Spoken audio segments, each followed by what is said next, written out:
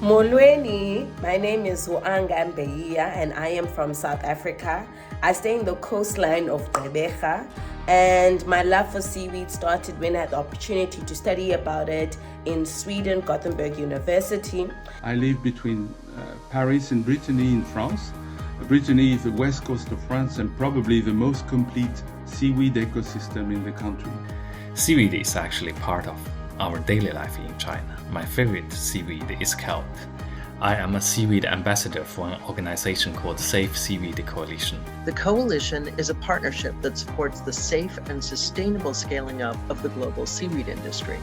I do believe in the absolute need of a program of advocacy based on dialogue and communication towards these various stakeholders and communities. I'm a graduate student at the University of Victoria in the Spectral Lab, where we map and monitor bull kelp using remote sensing. What piqued my interest the most was the fact that seaweed grows very fast, and through photosynthesis, it absorbs carbon dioxide at a phenomenal rate. Now, this process, also known as carbon sequestration, could be our answer to global warming and to mitigating the effects of climate change. And again, we want to move this industry forward.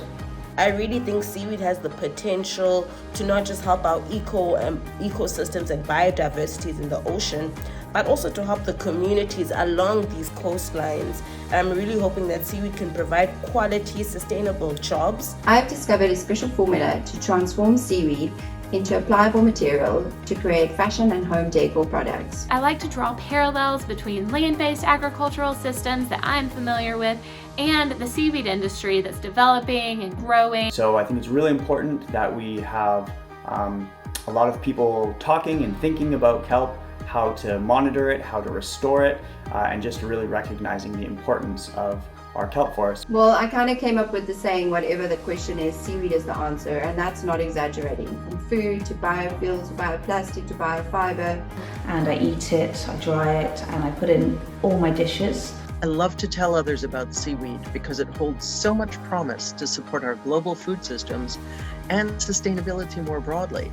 My advice to anyone wanting to know about seaweed is get involved, be a part of it, be a part of this amazing industry. Because of all this and more, I'm driven to spread the word about the multifaceted treasure trove that seaweed is.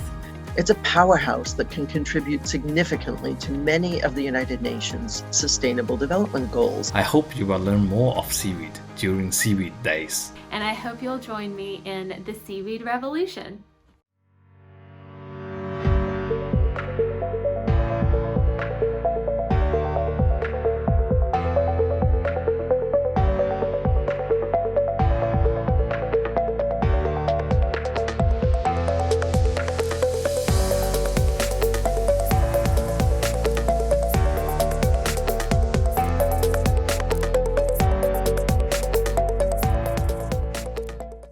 Hello everyone, good day.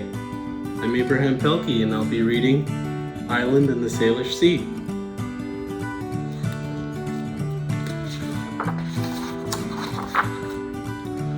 Island in the Salish Sea by author Sheryl McFarlane and illustrated by Leslie Redhead. The ferry terminal is as busy as a beehive. Dad says, we are lucky to make the last sailing. Every summer, I stay with Gran at her island cabin on the Salish Sea.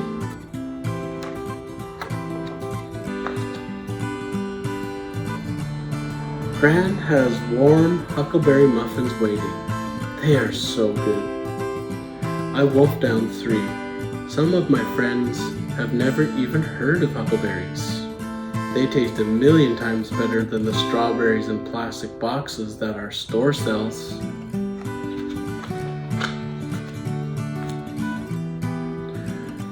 I slip out back into the woods by the creek. My favorite big leaf maple has survived the winter storm. I climb the tree and nestle into the mossy crook between the 2 branches. Bats swoop and dive, catching insects on the wing. I watch them until it's too dark to see. The crick, crick, of the tree frog sings me to sleep.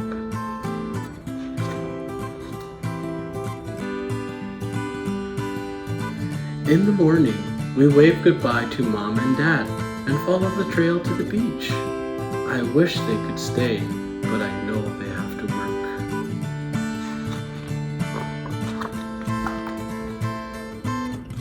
work. Two harbor seals sun themselves on the raft, anchored in the tiny bay. They slip into the water and disappear when we dive in. Every day is a beach day, and every day is different.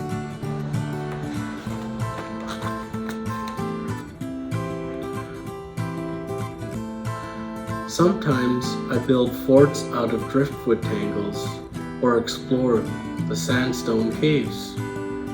Sometimes I search for sea cucumbers and decorator crabs in the tide pools, or we eat clams and roast marshmallows around the beach fire. But every day we swim, even if it rains.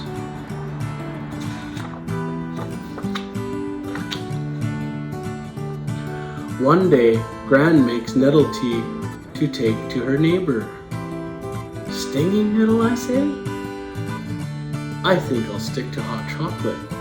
Gran laughs, and she tells me that nettle needs to be gathered carefully. While they drink tea, I go out to the shed to watch Joe carve. An eagle appears like magic out of a chunk of red cedar. While Joe works, he tells me that the eagles signify strength, peace, and leadership. Too soon, Gran comes out to tell me that it's time to go.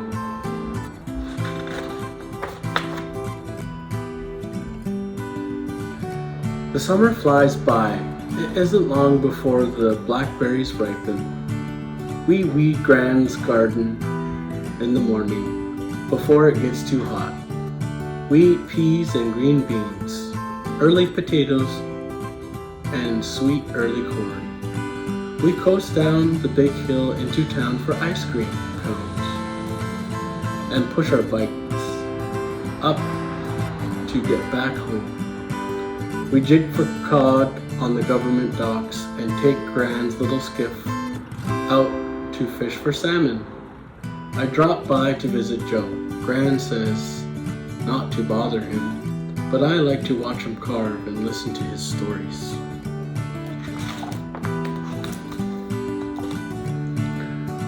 One day, when we were clamming, Gran shows me a midden. It's a way to touch the past. I find a piece of bone with a sharp edge in the heap of white shells. Gran looks at it closely. It's probably a piece of harpoon blade. They hunted seals and whales in these waters. She tells me to put it back when I'm finished looking.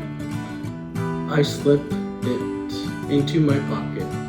Gran isn't happy with me when she empties my pockets for the wash.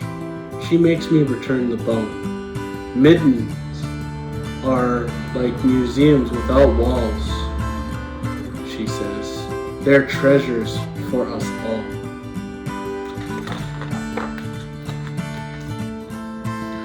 Gran announces that we are going to one of the other islands. We pack a lunch and take a smaller ferry. The islands are close, and the crossing is short. We stop at the park not far from the dock.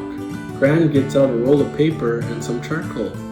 Nestled between two large cedars is a huge boulder with a seal face cut into the stone. It's probably thousands of years old, Gran says. She shows me how to take the rubbing of the petroglyph. This is something that you can keep, she tells me.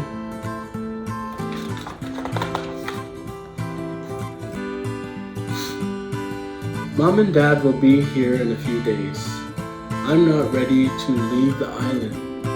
Gran and I pick blackberries until our hands are purple and our arms are scratched. We make a dozen jars of jam and a blackberry pie.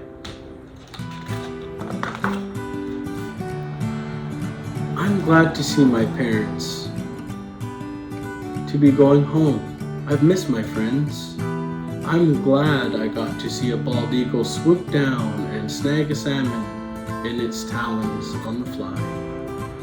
I wish I had found an eagle feather, but Joe says they are sacred and you have to earn them. I'm sad to be leaving Gran, to be leaving the island. I'm sad that I haven't seen the orcas all summer long. In the middle of the trip home, the ferry slows to a crawl. I see them, a pod of orcas, just ahead. I rush out in time to see 1, 2, 3 whales surface and disappear. 2 more whales and then another 3. People crowd to get a look. The whales are breaching and tail slapping and even spy hopping. I see them until they disappear. The orcas will be back. So will I, to see Gran and our island in the Salish Sea.